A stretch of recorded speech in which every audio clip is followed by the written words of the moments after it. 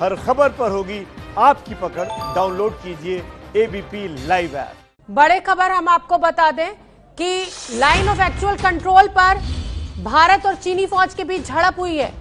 लगातार सीमा विवाद पहले से ही चल रहा था। चीन लगातार ये कह रहा था कि बातचीत के जरिए मसले को सुलझाया जाएगा, लेकिन अब लाइन ऑफ एक्चुअल कंट्रोल पर भारत और चीनी फौज के बीच झड़प हुई है। बड़ी खबर इस समय की एलएसी पर भारत चीनी फौज के बीच झड़प की बहुत बड़ी खबर इस समय की।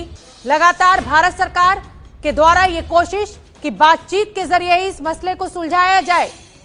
जिस तरीके से गलवान घाटी से चीनी सेना पीछे भी हटी थी, एक अफसर 2 सैनिक शहीद।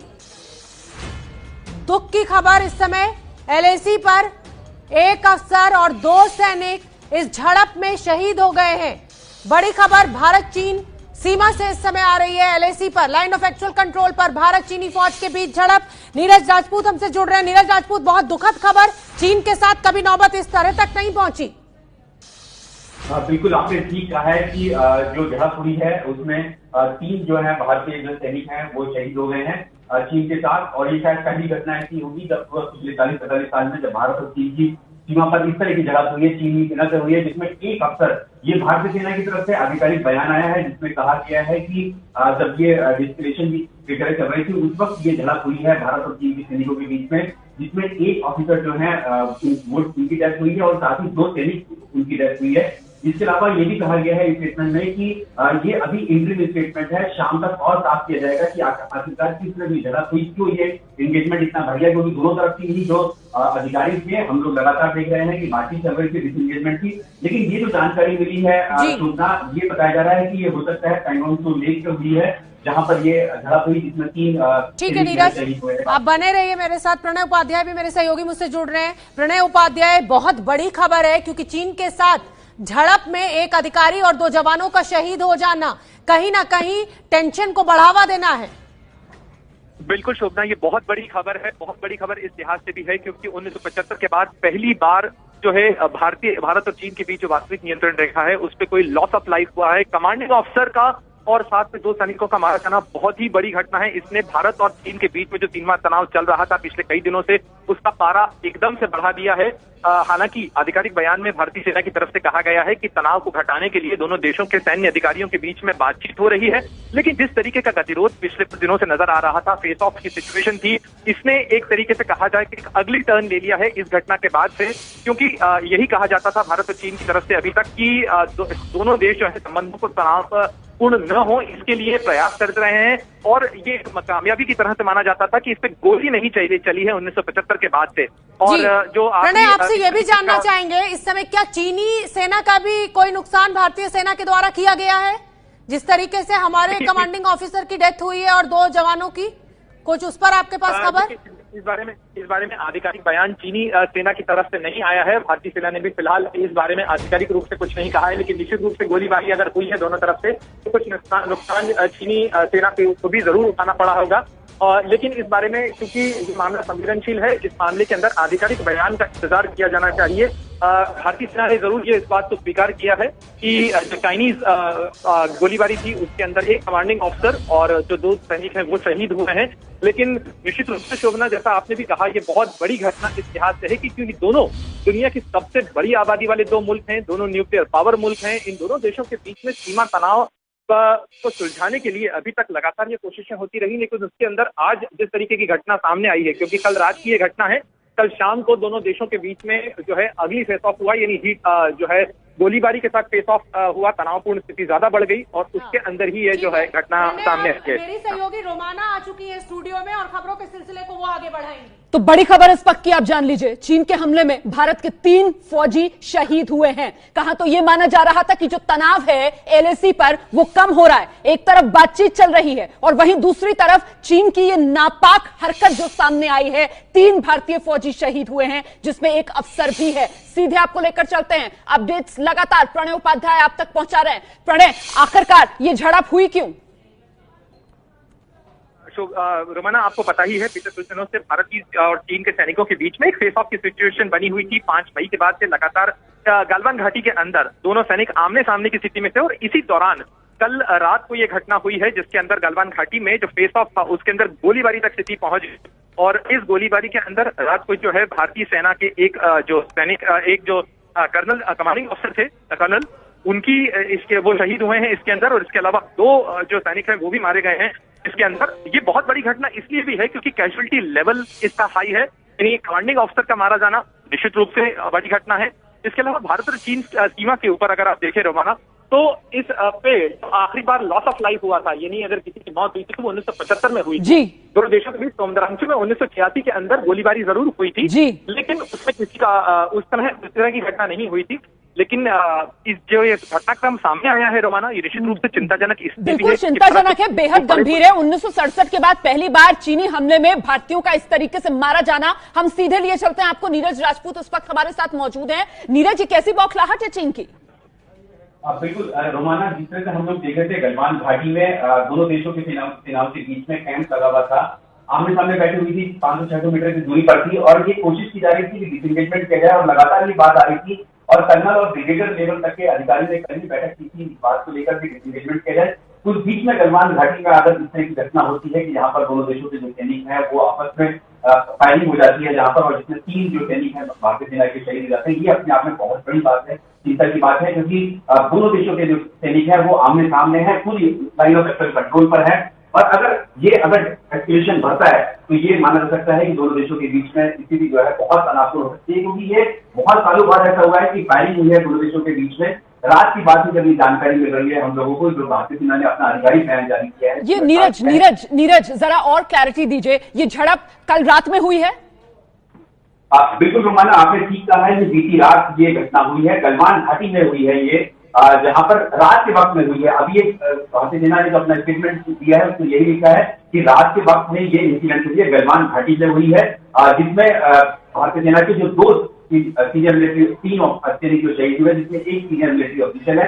सीनियर मिलिट्री ऑफिसर बहुत सीनियर अधिकारी के बारे में कहा जा रहा है, और 2 जो है सैनिक है जो कि शहीद हुए हैं इसमें। ये उस वक्त हुई जब दोनों देशों के जो अधिकारी हैं या सैनिक हैं वो टेंशन कम करने के दौरान की बात बताई जा रही है। जब टेंशन कम करने की बात हो रही थी उस वक्त ही शायद फायरिंग हुई है, जिसमें ये भारतीय सेना को इतना बड़ा लॉस उठाना पड़ा है, नुकसान उठाना पड़ा है, जिसमें 3 सैनिक शहीद हुए हैं। मैं लौटूंगी आपके पास नीरज राजपूत, उस समय हम सीधे आपको लिए चलते हैं। मेरे साथ मेरे सहयोगी आशीष कुमार सिंह इस वक्त मौजूद हैं। आशीष, चीन की तरफ से ये नापाक हरकत जिसमें 3 भारतीय सैनिक शहीद, किस तरीके की सियासी प्रतिक्रिया मिल रही है इस पर? भारत सरकार की तरफ से क्या कोई प्रतिक्रिया अभी तक? देखिए, भारत सरकार की तरफ से तो अभी फिलहाल इतनी जानकारी दी गई है कि जो हाईएस्ट लेवल दोनों तरफ के फौज के अधिकारी हैं उन दोनों के बीच उस जगह पर अभी बातचीत चल रही है कि किस तरह से सिचुएशन को डिफ्यूज किया जाए। लेकिन ये बड़ा दुर्भाग्यपूर्ण है कि डिकेड्स में आप देखें दोनों ही तरफ से एक बुलेट तक एक्सचेंज नहीं हुई थी। हालांकि ये मौत गोलियां चलने से हुई है, एक्सचेंज ऑफ फायर में हुआ है या नहीं हुआ है इसको असर्टेन किया जाना, आधिकारिक तौर पर बताया जाना मैं आपको बता दूं अभी बाकी है।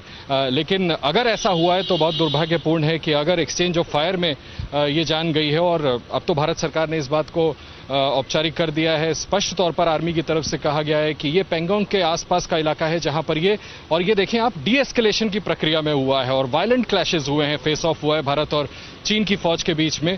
जैसा मैंने आपको बताया कि भारत सरकार की तरफ से अभी फिलहाल इतनी ही जानकारी दी गई है कि दोनों पक्षों के बीच में बातचीत हाईएस्ट लेवल पर उस जगह पर मिलिट्री लेवल ऑफिसर्स के बीच में चल रही है। हमें देखना होगा कि इसका नतीजा क्या आता है, लेकिन ये बहुत दुर्भाग्यपूर्ण है। आप जो बात कह रहे हैं आशीष कुमार सिंह, दरअसल महत्वपूर्ण यही है कि डी एस्केलेशन की एक तरफ कोशिशें जो चल रही हैं और वो भी यहीं पर इसी एलएसी पर जहां पर ये झड़प होती है। ऐसा भी नहीं है कि जो सीमा पर सैनिक मौजूद हैं उनको नहीं पता कि किस तरीके से तनाव कम करने की कोशिशें दोनों देशों के बीच चल रही है। उन हालात के अंदर ये चीनी हमला अपने आप में बड़ा गंभीर।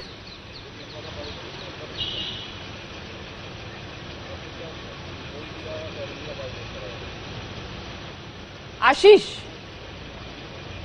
जी,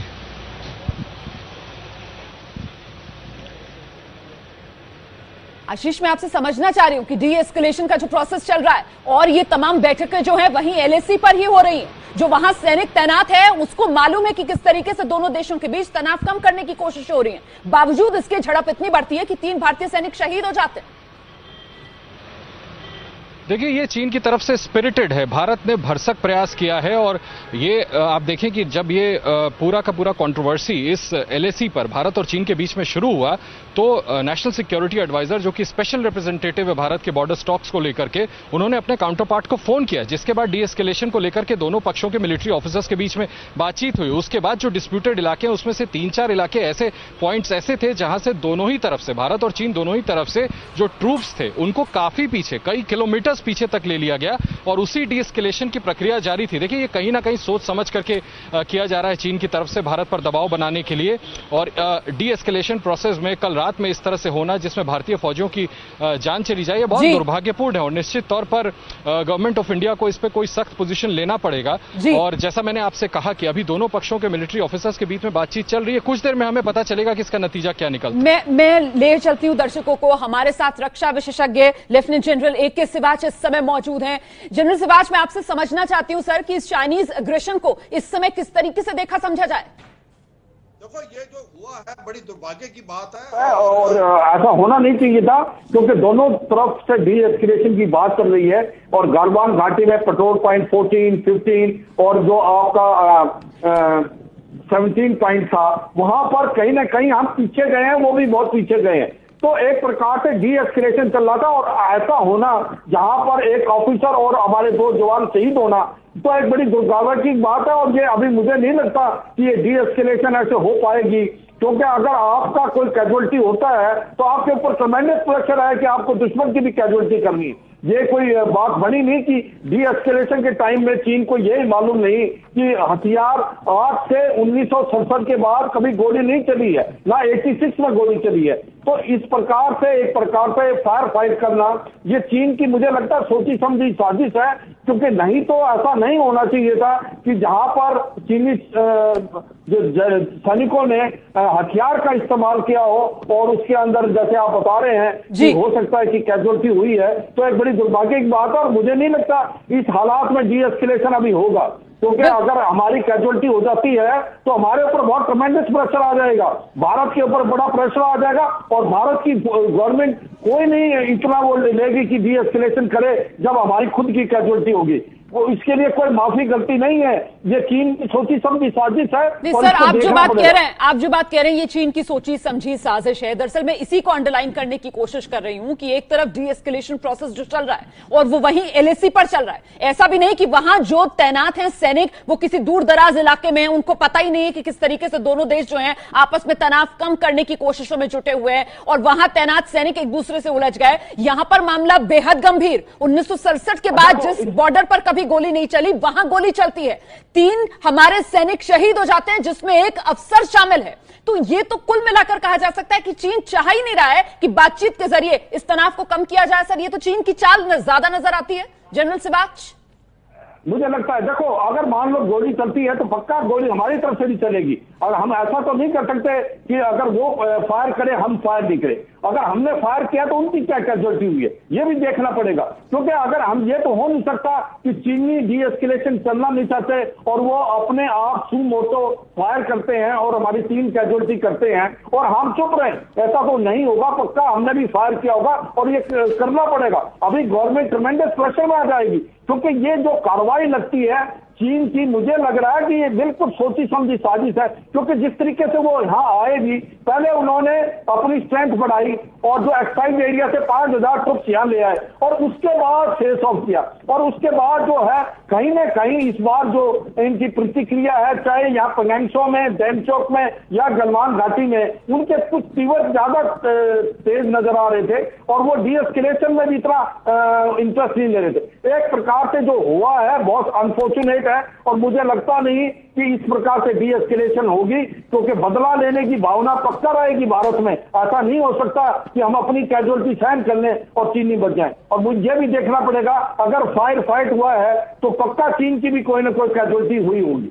जनरल सिवाच, आप बहुत बड़ी बात कह रहे हैं कि अगर गोली चली होगी तो जाहिर सी बात है भारतीय सेना ने भी मुंह तोड़ जवाब तो जरूर दिया होगा। लेकिन मैं ये समझना चाहती हूं कि जिस तरीके से सरकारों के बीच तनाव कम करने की प्रक्रिया चल रही है चीन और भारत में, उस पर अब क्या असर पड़ेगा? जो बातचीत चल रही है उस पर क्या असर पड़ेगा इस एस्केलेशन का? देखो, बहुत नेगेटिव इफेक्ट पड़ेगा। एक जगह तो हम सोच रहे थे कि भी इसमें डिसएंगेज और उसके बाद आपको डिफ्यूज करो सिचुएशन को।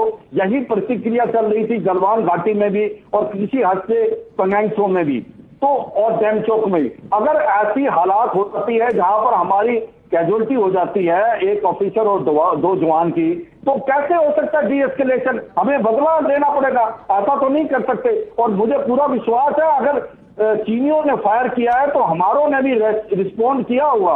यह अभी तक नहीं पता चला कि चीन की तरफ से क्या कैजुअलिटी है, इसका पता लगाना बहुत जरूरी है। तो एक प्रकार से बहुत बड़ा धक्का है जो डी एस्केलेशन हो रहा था, और एक प्रकार से गवर्नमेंट को समझना पड़ेगा कि ये प्रॉब्लम लद्दाख में नहीं है, ये आपके सेंट्रल सेक्टर में जोशीमठ बाराहोती में और ईस्टर्न जो सेक्टर है जो अरुणाचल प्रदेश और सिक्किम वाला, इसमें भी फैल सकता है। तो अभी डी एस्केलेशन नहीं हो पाएगा जिस प्रकार से हालात हैं भारत और चीन के बॉर्डर पे। और हमें ये देखना पड़ेगा अगर चीन ने फायर किया है तो हमने पक्का फायर किया होगा, चीन की क्या कैजुअलिटी है। और जिस प्रकार से ये फायर फाइट हुआ है भारत और चीन के बीच में, ऐसा नहीं लगता कि आने वाले टाइम में कि इतनी आसानी से सिचुएशन डिफ्यूज हो। सर, आप बड़ी बात कह रहे हैं और जो पॉइंट्स आप उठा रहे हैं, मुझे लगता है हमारे साथ देखिए इस समय मेरे सहयोगी आशीष भी मौजूद हैं और नीरज राजपूत भी मौजूद हैं। जरा आशीष का पहले रुख करते हैं। आशीष, जो बात जनरल से बात कर रहे हैं कि साहब चीन की, भारत ने भी जवाबी कार्रवाई की होगी, चीन में किसी तरीके की कैजुअलिटी की कोई खबर सामने आ रही है क्या? खबर नहीं है, और अगर उस तरफ की कैजुअलिटी की कोई खबर होती तो निश्चित तौर पर इंडियन आर्मी ने अपने स्टेटमेंट में उसका जिक्र किया होता। इसलिए अभी मैं इस पोजीशन में नहीं हूं कि आपको कंफर्म करूं कि कोई कैजुअलिटी उस तरफ हुई है कि नहीं हुई है। ये अनफॉर्चुनेट है, और जो मेरे सूत्र मुझे बता रहे हैं संभवतः 16 बिहार रेजिमेंट इसमें इन्वॉल्व था। इसके फर्दर डिटेल्स आर्मी की तरफ से हमें अवेट करने चाहिए कि जो नुकसान हुआ है वो किन ऑफिसर्स का हुआ है। लेकिन जहां तक मेरी जानकारी है सूत्रों के आधार पर 16 बिहार रेजिमेंट इस स्कर्मिशेस जो हुए हैं चाइना के साथ उसमें इन्वॉल्व था। और कुछ देर में मुझे लगता है कि औपचारिक तौर पर जानकारी मिलेगी कि जो जाने गई हैं वो किन ऑफिशियल्स की गई हैं। लेकिन जो सवाल आपका था कि चीन की तरफ कोई नुकसान हुआ है कि नहीं, इस तरह की कोई कैजुअलिटी हुई है कि नहीं, उसकी जानकारी अभी नहीं है। कुछ देर में इसकी जानकारी मैं आपके पास लौटूंगी। फिलहाल हमारे साथ नीरज राजपूत मौजूद हैं अपडेट के साथ। नीरज, क्या अपडेट मिल रहा है? जानकारी तो ये कि चीनी जो सैनिक हैं उनकी भी कैजुअलिटीज हुई है, इस जो लड़ाई हुई है, झड़प हुई है दोनों देशों के सैनिकों के बीच में। और उसमें यह भी बताया गया है कि अभी एक और जानकारी मिल पाई है कि फायरिंग वहां पर नहीं हुई है। ये एक और बड़ी जानकारी भारतीय सेना की तरफ से आई है। लेकिन डेथ कैसे हुई है? क्या पत्थरबाजी से डेथ हुई? क्या वहां पर जो उनकी जो गन के आगे जो बेयोनेट होती है, जो राइफल के आगे एक बड़ा लंबा कटार होती है, चाकू से लंबा जो होती है, उससे क्या मारा गया है? क्योंकि इससे पहले जो 1967 में जो लड़ाई शुरू हुई थी वो भी ऐसी हुई थी, से लड़ाई हुई थी, शुरुआत हुई थी। तो ये जानकारी हमें दो अहम महत्वपूर्ण जानकारी मिली है भारतीय सेना की तरफ से। आधिकारिक जानकारी है ये कि फायरिंग नहीं हुई है, फायरिंग में डेथ नहीं हुई है। हालांकि ये नहीं बताया गया कि किस कारण से डेथ हुई है। क्या पत्थरबाजी हुई, क्या पत्थर मार के वहां पर लड़ाई हुई, इस वजह से डेथ हुई है, या फिर जो बेयोनेट होती है आगे एक राइफल के आगे, क्या उससे मारा गया है। और दूसरी ये कि चाइनीज की तरफ भी कैजुअलिटी हुई है, यानी कि दोनों तरफ की झड़प में चीनी जो सैनिक है उनकी भी मौत हुई है भारतीय सैनिकों के साथ साथ। ये महत्वपूर्ण जानकारी भारतीय सेना की तरफ से दी गई है। आप ये बता रहे हैं कि कैजुअलिटी चीन की तरफ भी हुई है, ये एक बड़ी जानकारी सामने निकल कर आ रही है। और दूसरी जानकारी जो आप दे रहे हैं, मैं चाहती हूं कि आप एक बार फिर से उसको रिपीट कर दें। थोड़ी आवाज आपकी साफ नहीं आ रही है, प्लीज नीरज। रुमाना, जो दो महत्वपूर्ण जानकारी दी गई है भारतीय सेना की तरफ से, जो अमेंडेड जो स्टेटमेंट आया है भारतीय सेना की तरफ से, उसमें बताया गया है कि फायरिंग नहीं हुई है दोनों तरफ से, लेकिन डेथ का कारण नहीं बताया गया कि कारण क्या है, मौत की वजह क्या हुई है। और दूसरा कारण ये, दूसरी जानकारी ये दी गई है कि जो झड़प हुई है दोनों देशों के सैनिकों के बीच में, इसमें 3 भारतीय सैनिक शहीद हुए हैं। चीन सेना की तरफ भी कैजुअलिटीज हुई है, यानी कि चीन के जो सैनिक हैं उनकी भी मौत हुई है। ये जानकारी दी गई है भारतीय सेना की तरफ से।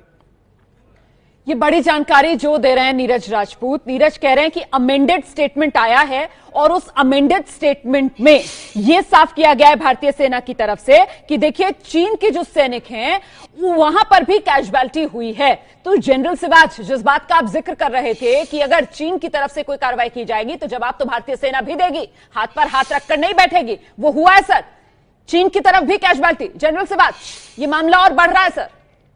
बिल्कुल बढ़ेगा, देखो इसमें कोई शक नहीं। आपने बहुत अच्छी बात बोली थी। जब भी ये 1962 की भी लड़ाई हुई या 1967 में नथुला के अंदर जब एक प्रकार से फेस ऑफ हुआ था भारत का और चीन का, जहां हमने 400 चीनियों को मार गिराया था और अपनी 80 कैजुअलिटी हुई थी। तो इसी प्रकार से ही फायर स्टार्ट होता है और ये जो है मिसअंडरस्टैंडिंग हो सकती है, दोनों जो डिसएंगेजमेंट हो रही है। तो क्योंकि एम अभी ये था कि किसी प्रकार से हम धीरे धीरे डिसएंगेज करें और सिचुएशन को संभालें, चाहे वो गलवान में था या पंगाइसो या डैम चौक में। मगर ये जो हादसा हुआ है कल, इससे काफी धक्का पड़ेगा आपका सिचुएशन को नॉर्मलाइज करने का। मगर मुझे पूरा विश्वास है अगर चीन ये सिचुएशन थोड़ी सी एस्केलेट हुई है, अगर चीनियों ने फायर किया है तो पक्का भारत की फौज ने भी फायर किया होगा। नहीं सर,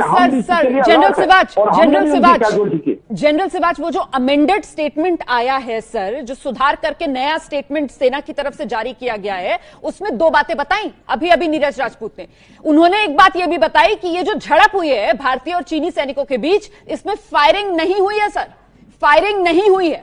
3 भारतीय सैनिक मारे गए हैं, चीनी सैनिक भी मारे गए, कैजुअलिटी चीन की तरफ भी हुई है, लेकिन फायरिंग नहीं हुई सर। जनरल सिवाच, पर अगर फायरिंग नहीं हुई तो कैजुअलिटी कैसे हुई है, तो इसका पता लगाना जरूरी है। जब तक बताएंगे नहीं तो पता नहीं चलेगा। मगर बिना फायरिंग के कैजुअलिटी होना क्या कि आपस में हत्था मुक्की हुई थी या फिजिकली फायरिंग के अलावा कुछ और हथियार इस्तेमाल किए गए थे, तो ये पता लगाना बहुत जरूरी है। इससे पहले कमेंट करें।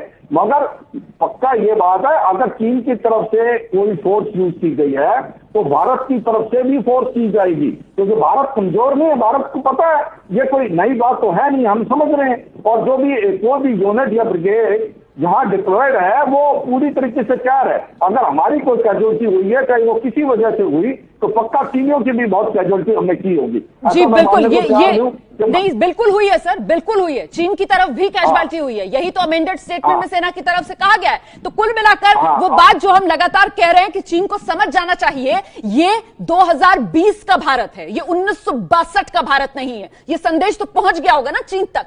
जनरल सिवाच, बिल्कुल पहुंच गया होगा। और इनको ये बताना बहुत जरूरी है कि ये अभी 1962 नहीं है, 2020 है। इससे पहले 1967 की भी बात हम बता चुके हैं कि जब एक बार नथुला में हुआ था आपस में मुठभेड़, हमने 400 सैनिकों को मार गिराया था चीनियों को, उनको मालूम है। और उनको मालूम है समुद्रम चू में 1987 में क्या हुआ। तो चीन को मालूम है कि भारत अब बदला हुआ भारत है। भारत ईंट का जवाब पत्थर से देगा और भारत स्टार्ट नहीं करेगा मगर कोई चीज नहीं लेगा। और मैं ये अभी फिर कह रहा हूं, अगर हमारी कोई कैजुअलिटी हुई है तो चीन के ऊपर भी काफी कैजुअलिटी हमने की होंगी। अगर फायरिंग से नहीं हुई, या पत्थर से हुई है या किसी और हथियार से हुई है, तो हमने भी उसका इस्तेमाल किया होगा, क्योंकि हम अनप्रिपेयर्ड नहीं है। ये कोई हरकत ऐसी तो है नहीं कि जो हम स्टार्ट हुई, ये कम से कम 1 महीने से चल रही है। 5 और 6 मई को हुई थी, जो कि आपकी ईस्टर्न लद्दाख में, और 9 को हुई थी नकुला सिक्किम में। तो हम तैयार हैं। तो ये एक और हमें थोड़ी सी इंफॉर्मेशन मिलनी चाहिए, तभी रिएक्शन ज्यादा ठीक होगा। बिल्कुल जनरल सिवाच, और जानकारी इकट्ठी करने की कोशिश करते हैं सर। जनरल सिवाच मेरे साथ मेरे सहयोगी नीरज राजपूत लगातार बने हुए हैं। आप भी ध्यान से सुनिए सर, नीरज राजपूत क्या अपडेट्स दे रहे हैं। नीरज, जो बात आपने बताई कि अमेंडेड स्टेटमेंट आया है, इस अमेंडेड स्टेटमेंट में यह क्लियर किया कि साहब फायरिंग नहीं हुई है लेकिन कैजुअलिटी हुई है, और चीन की तरफ भी कैजुअलिटी हुई है। 3 भारतीय सैनिक अगर मारे गए हैं तो चीन की सेना के लोग भी मारे गए हैं। और क्या डिटेल्स आ रही हैं? फायरिंग नहीं हुई है तो फिर किस तरीके की झड़प थी जिसमें इतनी कैजुअलिटीज? नीरज, बिल्कुल रोमाना, ये जानकारी साफ तौर से मना की गई है भारतीय सेना की तरफ से। फायरिंग नहीं हुई है, फैक्ट हुई है। जैसे हम लोग ने, अगर आपको थोड़ा सा पीछे लेके जाना चाहूंगा, 5 और आवाज नहीं आ रही है नीरज आपकी, मैं आपके पास लौटूंगी। मुझे पता नहीं आपको मेरी आवाज मिल रही है या नहीं, लेकिन फिलहाल नीरज राजपूत की आवाज हम तक नहीं पहुंच पा रही है। एक बार फिर से कोशिश करते हैं। नीरज, मेरी आवाज मिल रही है तो प्लीज अपना जवाब पूरा कीजिए। देखिए रोमाना, जो जानकारी मिल रही है, भारतीय सेना ने आधिकारिक जानकारी जो की है, अपना स्टेटमेंट जारी किया, एक बार बदल कर दिया है। उन्होंने कहा है कि जो रात में लड़ाई हुई गलवान घाटी में हुई दोनों देशों के बीच में, उस वक्त जब डिफ्यूज करने की कोशिश कर रहे थे टेंशन, तो क्या लड़ाई जब अधिकारी आमने सामने बैठे हुए बात कर रहे थे उस वक्त हुई है, ये साफ नहीं है। लेकिन इतना बताया है कि लड़ाई हुई, झड़प हुई, जिसमें दोनों तरफ की कैजुअलिटीज हुई है, यानी कि चीनी सैनिक भी मारे गए हैं इस घटना में। और इस घटना में 3 जो सैनिक हैं वो भारतीय सेना के शहीद हुए, जिनमें से एक का जो है सीनियर मिलिट्री ऑफिसर है, यानी कि माना जा सकता है कि कर्नल रैंक के अधिकारी हो सकते हैं वो, क्योंकि सीनियर मिलिट्री ऑफिसर का शब्द इस्तेमाल किया है। और दूसरा उन्होंने कहा है कि फायरिंग नहीं हुई है। फायरिंग नहीं हुई तो किस तरह से लड़ाई हुई? लड़ाई हुई होगी या तो मारपीट हुई है, पत्थरबाजी हुई है, क्योंकि हमने देखा था 5 और 6 मई को पेंगोंग तो लीग में किस तरह से झड़प हुई थी कितनी बड़ी तादाद में जो सैनिक हुए थे, घायल हुए थे, दर्जनों सैनिक घायल हुए थे वहां पर, और वो सिर्फ पत्थरबाजी से हुई थी, रॉड से हुई थी, बट जो राइफल की बट होती है उनसे मारा गया था। उससे काफी ज्यादा सैनिक जो है दोनों तरफ के घायल हुए थे। वीडियोस भी हमने देखे थे, उनके फोटोग्राफ्स भी देखे थे हमने, लेकिन क्योंकि सेना ने मना किया था कि भाई इनको ना चलाया जाए, इससे और टेंशन बढ़ सकती है, इसलिए हमने उनको कभी सार्वजनिक नहीं किया। लेकिन मैंने खुद देखी हुई फोटोग्राफ्स हैं जिसमें कितनी बुरी तरह जो सैनिक है दोनों तरफ के घायल हुए थे। तो ऐसे ही ये लगता है कि ये घटना जो हुई है ये पत्थरबाजी हुई है, बहुत जमकर पत्थरबाजी हुई है। जो बट्स होती है, राइफल की बट्स होती है, नीरज, आप जो बात कह रहे हैं ना, आप जो बात कह रहे हैं, मुझे लगता है जनरल सिवाच उसको बेहतर तरीके से मेरे दर्शक को समझा पाएंगे। जनरल सिवाच, जो बात यहां पर नीरज कह रहे हैं कि मत भूलिए कि अगर ये झड़प होती है तो ये बेहद खूंखार किस्म की झड़प होती है, जिसमें पत्थरबाजी, जिसमें रॉड, जिसमें राइफल के बट का इस्तेमाल किया जाता है। आप बेहतर बता पाएंगे जनरल सिवाच किस तरीके की झड़पें होती है ये खूंखार किस्म की? हाँ बिल्कुल बिल्कुल होती है। और ये देखो, ये अभी इस सिचुएशन में इस टाइप की झड़प होना कुछ बात बन नहीं रही, क्योंकि अब हम ऐसी स्थिति में पहुंच चुके थे जहां पर डिसंगेज होकर डिफ्यूज हो रही थी सिचुएशन। दोनों तरफ से ये बात मान लिया था कि सिचुएशन स्टेबल है, अंडर कंट्रोल है, और हम इसको समझौता कर लेंगे और इस बात को सॉर्ट आउट कर लेंगे। स्टार्टिंग में अगर ऐसी कोई हरकत होती है तो उसका कोई अलग पहलू, जैसे पहले हुई थी गलवान घाटी में भी और पेंगोंग में, जहां दोनों लोगों ने भारत की तरफ और चीन की तरफ से पत्थर इस्तेमाल किए गए थे। और चीन इस बार जो है वेल प्रिपेयर्ड आया था, वो बैटन भी लेके आया हुआ था और डंडों के अंदर कहीं ना कहीं कील भी लगा रखी थी। तो कहीं ऐसा तो नहीं है कि जो इस बार जो ये झड़प हुई है रात के टाइम में, इसमें ये जो चीन है उन्होंने वही चीज के हथियार वगैरह जो लेके आए हैं बिना वेपन के, जो या तो स्टिक हैं या जो बैटन है या उनके साथ आयरन की रोड्स हैं, ये ऐसी क्या चीज है जिससे उन्होंने इतनी बड़ी कैजुअलिटी, क्योंकि नॉर्मली कैजुअलिटी चोट लगती है पर मरना, जो अगर मान लो किसी की मौत होती है तो एक बहुत बड़ी बात है। अगर ये हुआ है, जो 2 जवान और हमारे एक ऑफिसर शहीद हुए हैं, मुझे पूरा विश्वास है चीन की तरफ भी काफी कैजुअलिटी भारत ने की होगी। ऐसा तो नहीं है कि चीन जो है रोड लेके आया है पत्थर और हम प्रिपेयर्ड नहीं है, हम भी प्रिपेयर्ड होंगे, हमें मालूम है कि ऐसा हो सकता है। और हम समझते हैं कि क्योंकि सिचुएशन डिसंगेज हो रही थी, एकदम ये सिचुएशन दोबारा गर्मा गर्माई हुई, इसका भी पता लगाना है। मगर ये एक धक्का है, जो डिसंगेजमेंट हो रही थी, रिलेशन इंप्रूव होने की कोशिश हो रही थी, इस पे एक बहुत बड़ा क्वेश्चन मार्क आ जाएगा। अगर ये हालात ऐसे चलते हैं तो आने वाले समय में काफी टाइम लगेगा दोबारा भारत और चीन के रिलेशन ठीक होने में, क्योंकि हम इस कैजुअलिटी को इतनी आसानी से नहीं लेंगे। ये बात तो बिल्कुल सही कह रहे हैं आप सर, कि जिस तरीके की ये हालात बने हैं, ऐसे में अब तनाव किस तरीके से कम होगा दोनों देशों के बीच, आगे क्या होगा भारत और चीन के बीच, ये सवाल अपनी जगह बड़ा होता हुआ फिलहाल नजर आ रहा है। लेकिन उससे पहले जरा सा नीरज राजपूत के पास आपको लेकर चलते हैं और समझने की कोशिश करते हैं कि जिस तरीके से चीन ने एलएसी पर अपनी स्ट्रेंथ बढ़ाई थी पिछले दिनों, उसे देखते हुए भारत ने भी तो वहां पर पूरी तैयारी कर ली थी। नीरज राजपूत, जरा उसके बारे में बताइए देश को। बिल्कुल रोमाना, आपने बिल्कुल ठीक कहा कि जिस तरह से हम लोग देख रहे थे लद्दाख में ये जो तनाव था ये नहीं था। बिल्डअप जो था चीनी सेना ने पूरी जो एलएसी है 3488 किलोमीटर लंबी है, वहां पर पूरा बिल्डअप किया हुआ था, यानी कि कुछ किलोमीटर पीछे 8-10 किलोमीटर 15-20 किलोमीटर पीछे उसने अपनी पूरी फौज जो है इकट्ठी कर ली थी। साथ ही जो उनके जो टैंक हैं, तोप हैं, वो सब बिल्डअप कर दिया था उन्होंने। और ये लद्दाख के साथ साथ जो हिमाचल प्रदेश है, उत्तराखंड में भी हमने देखा बहुत बड़ी तादाद में सैनिक उन्होंने तैनात किए, और उसके अलावा अरुणाचल प्रदेश में भी सैनिक जो है तैनात किए थे। तो ये पूरा बिल्डअप था। भारतीय सेना ने भी उसी की मिरर डिप्लॉयमेंट की थी। भारतीय सेना ने अपनी जो रिजर्व फोर्सेस थी, रिजर्व ब्रिगेड थी, उन सबको आगे मूव कर दिया था कि अगर जरूरत पड़ती है तो इनको भी आगे तैनात कर दिया जा सकता है।